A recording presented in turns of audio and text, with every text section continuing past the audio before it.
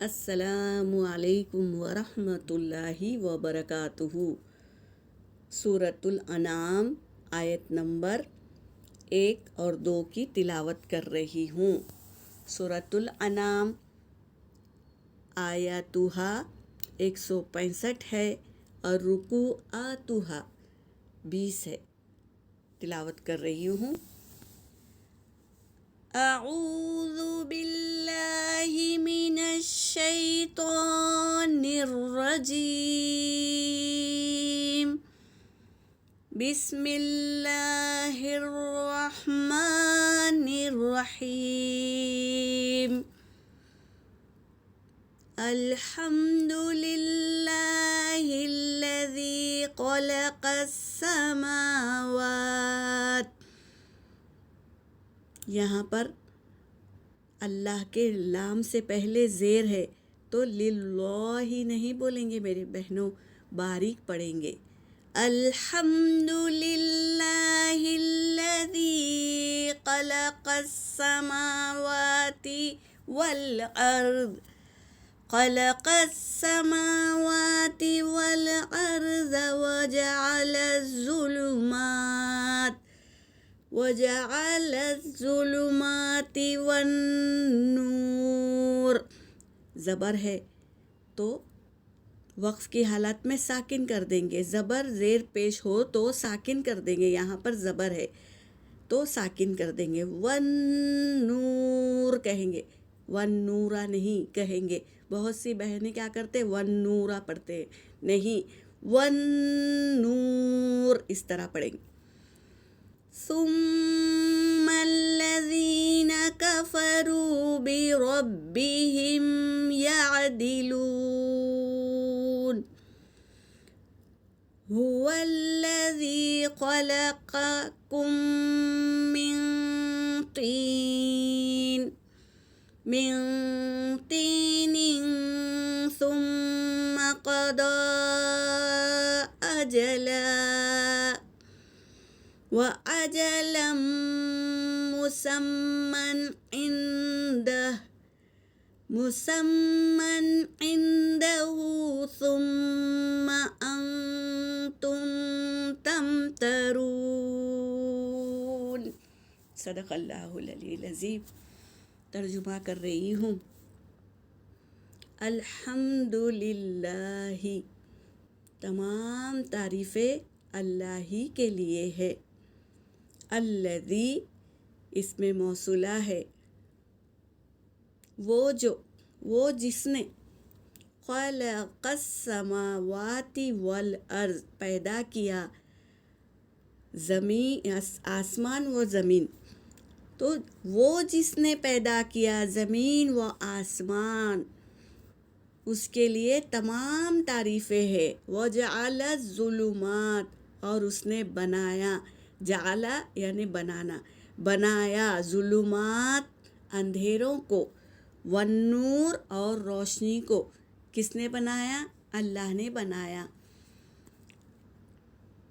ثم الذین، پھر وہ لوگ جنہوں نے کفروا کفر کیا، بربہم اپنے رب کے ساتھ، یعدلون وہ ٹھہرا لیے ہیں۔ یہ اللہ تبارک تعالیٰ آیت کے ذریعے ہمیں بتا رہے ہیں وہ رب ہے، اس کے لیے تمام تعریفیں ہیں جس نے آسمان بنایا اور زمین بنایا، پھر اس کے بعد پیدا کیا، آسمان اور زمین کو پیدا کیا، پھر بنایا اندھیروں کو، روشنی کو۔ پھر تم اس کے ساتھ کفر کر رہے ہیں، یعنی اپنے رب کے ساتھ کفر کر رہے ہیں، یعدلون اور ٹھہرا لیتے ہیں، یعنی اللہ کے ساتھ کسی اور کو ٹھہرا لیتے ہیں۔ جیسے کہ میری بہنوں، ہم بے خیالی میں بھی ایسا کر لیتے ہیں نا، کہ جیسے کہ ہم بیمار ہو جاتے ہیں تو کوئی بہن کہتی ہے کہ فلاں ڈاکٹر بہت اچھا ہے، جاؤ وہاں سے دوا لو۔ ہم دوا لے کے آتے ہیں اور ہم صحت یاب ہو جاتے ہیں، تو ہم کیا سمجھتے ہیں، ہم کیا بولتے ہیں؟ کوئی پوچھا اچھی ہو گئی تمہاری طبیعت، تو بولتے ہیں ہاں کہ فلاں ڈاکٹر کی دوا لی تھی نا، بہت اچھا ڈاکٹر ہے، میں اچھی ہو گئی۔ تو ہم یہ شرک کر لیے میری بہنوں۔ ہم کو ایسا بولنا چاہیے کہ فلاں ڈاکٹر بہت اچھا ہے، اللہ نے اس کے ہاتھ میں میری شفا رکھی تھی تو میں صحت یاب ہو گئی۔ تو یہ الفاظ کو ہم پکا باندھ لینا چاہیے کہ کیسے الفاظ کو ہم یوز کرنا ہے، ورنہ اللہ کوئی بھی بات سے ہمارے ناراض ہو جائیں گے۔ تو ہمیں یہ کہنا ہے کہ اللہ نے شفا دی، یہ الفاظ، اللہ نے مجھے اولاد دی، اللہ نے مجھے یہ شوہر دیا، اللہ نے یہ مجھے ساس دی، تو اس کی احکاموں پر ہم چلیں گے اور اس کی تعریف بیان کریں گے تو ہم آخرت کے دن کامیاب ہوں گے۔ تو ہم اللہ کو ٹھہرا رہے ہیں نا، سامنے اللہ کو موجود رکھ رہے ہیں، ہم کسی اور کو نہیں ٹھہرا رہے ہیں۔ یا اللہ تبارک تعالیٰ کہہ رہے ہیں کہ یعدلون، وہ کسی اور کو بنا لیتے ہیں، تو ہم کو ایسا نہیں کرنا چاہیے۔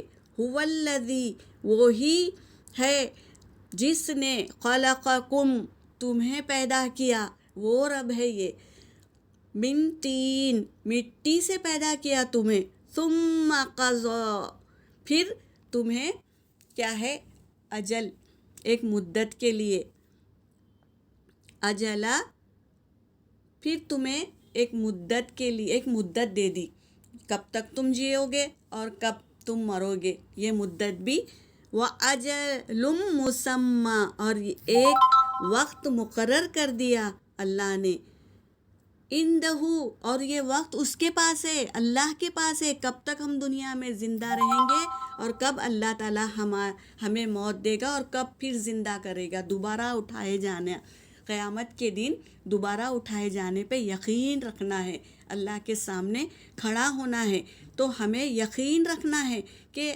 اللہ کے سامنے کھڑا ہونا ہے، تو اللہ ہمارے اس یقین پہ معاف کر دے گا اور گناہ سے ہم بچیں گے کہ اللہ کے سامنے حساب دینا ہے، عندہ، اس کے پاس ہے، ثم انتم، پھر انتم، کیا تم، تمترون، شک کرتے ہو، اللہ پوچھ رہے ہیں، ایک مدت تک اللہ نے وقت دیا ہمیں اور اس کا وقت کا مدت اللہ کے پاس ہے، پھر کیا تم تمترون، شک کرتے ہو، اللہ تعالیٰ پوچھ رہے ہیں، تو ہمیں شک نہیں کرنا ہے، زندگی جو دی ہے وہ بھی اللہ کی، موت دینے کے بعد اٹھائے جانا، اللہ کے سامنے کھڑے ہونا، اس کا یقین ہی اللہ، یقین پر ہمیں کامیابی دیں گے، تو یقین رکھنا ہے، جو یقین رکھتا ہے وہ گناہوں سے بچ جاتا ہے۔